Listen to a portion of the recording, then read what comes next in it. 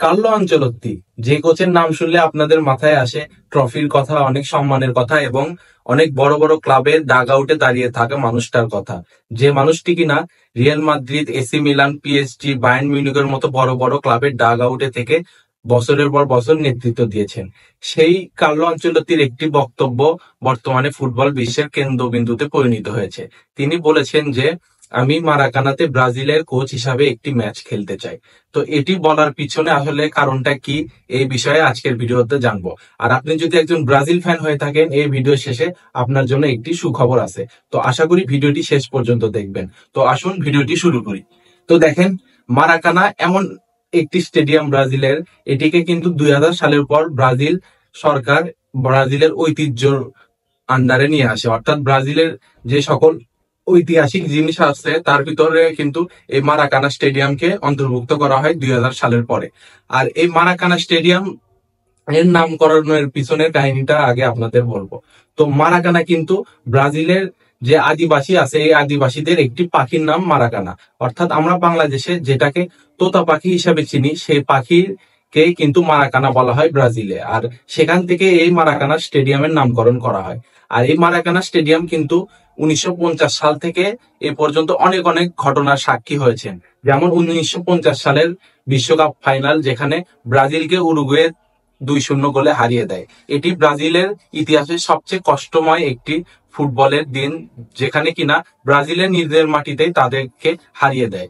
এবং এই স্টেডিয়ামের আরো অনেক অনেক ঘটনা আছে যেগুলো না বললেই না। যেমন এক সময় কিন্তু চিন্তা করেন যে 1950 সালে, যে সময় হয়তো আমাদের বাংলাদেশে ফুটবল জিনিসটা কি আমরা এটাই জানতাম না, ওই সময়ে তখন ব্রাজিলের স্টেডিয়ামে 2,10,000-এর মতো মানুষ ধারণ ক্ষমতার স্টেডিয়াম ছিল এই মারাকানা। আর এটি কিন্তু একটি ওয়ার্ল্ড রেকর্ডও, যে 1950 সালে বিশ্বকাপের ফাইনালে 2,10,000 মানুষ এই মারাকানা স্টেডিয়ামে খেলা দেখেন। যদিও এখন বর্তমানে স্টেডিয়ামটির ধারণ ক্ষমতা 78,000, তবে ওই সময় কিন্তু 1950 থেকে 1980 সালে কিন্তু এই সময় সেই স্টেডিয়ামটি প্রায় 2 লক্ষ ধারণ ক্ষমতার মানুষ নিয়ে খেলা দেখতে পারতো। আর ব্রাজিলের যে কোনো একজন মানুষকে যদি আপনি জিজ্ঞেস করেন এই মারাকানা স্টেডিয়াম নিয়ে, তাহলে ব্রাজিলের একজন সাধারণ মানুষ উত্তর দিবে সে জীবনে একবার হলেও হয় মারাকানা স্টেডিয়ামে ফুটবল খেলতে চায়, অথবা স্টেডিয়ামে বসে খেলা দেখতে চায়। এবং যারা কোচ তারা চায় যে ব্রাজিলের ডাগ আউটে মারাকানা স্টেডিয়ামে ব্রাজিলকে নেতৃত্ব দিতে।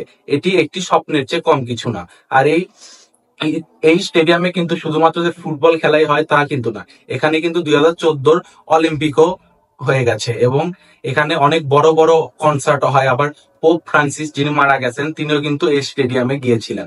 তো এই স্টেডিয়ামে অনেক লেজেন্ডারি প্লেয়ার লাইক পেলে, জিকো, নেইমার, এরকম অনেক অনেক প্লেয়ার খেলেছেন। এবং পেলের যে 1000তম গোল, সেই গোলটি কিন্তু এই মারাকানা স্টেডিয়ামে তিনি দেন। আর সেই দিন কিন্তু অনেক ফ্যান সেটির সাক্ষী হন এবং তার 1000তম গোল হিসাবে পুরো দর্শক অনেক উজ্জীবিত হয়ে পড়ে।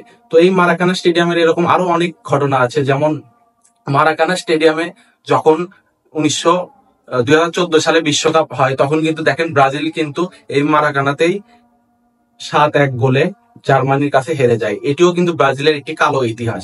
আবার দেখেন যে এই মারাকানাতেই লিওনেল মেসি তার ক্যারিয়ারের প্রথম কোনো ইন্টারন্যাশনাল ট্রফি জেতে। তো এরকম একটি ঐতিহ্যবাহী স্টেডিয়াম যদি আপনি দেখেন, তাহলে অবশ্যই কার্লো আনচেলত্তি চাইবে সেখানে ডাগ আউটে থেকে ব্রাজিলকে নেতৃত্ব দিতে। কেননা কার্লো আনচেলত্তি কিন্তু অনেক বড় বড় স্টেডিয়ামে তার দলকে নেতৃত্ব দিয়েছেন, রিয়াল মাদ্রিদের হয়ে, বায়ার্ন মিউনিখের হয়ে। আর তিনি যেহেতু বর্তমানে ল্যাটিন আমেরিকার একটি দেশকে রিপ্রেজেন্ট করতেছেন, তো এটা তার শখ হতেই পারে যে তিনি ব্রাজিলের ডাগ আউটের নেতৃত্ব দিবেন মারাকানা স্টেডিয়ামে।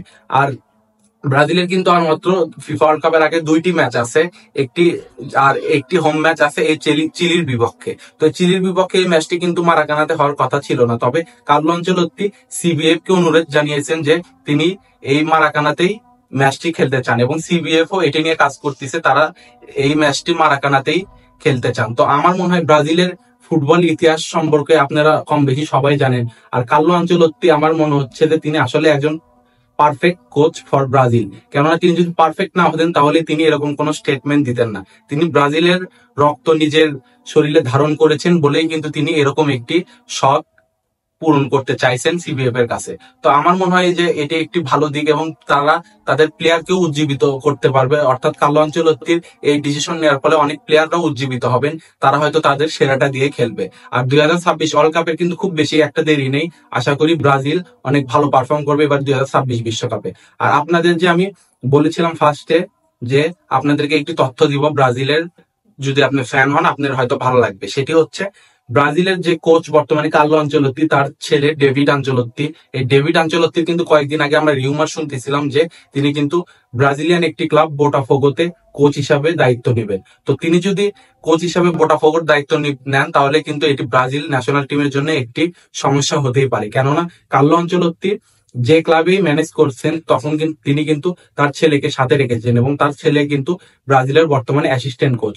তো এইসব রিউমার ওঠার পর তিনি কিন্তু স্টেটমেন্ট দিয়ে জানিয়েছেন তিনি বোটাফোগোতে যাচ্ছেন না, অর্থাৎ তিনি ব্রাজিলের ডাগ আউটেই থাকছেন তার বাবা কার্লো আনচেলত্তির সাথে, যেটি ব্রাজিলের টিমের জন্য আমার মনে হয় একটি সুখবর।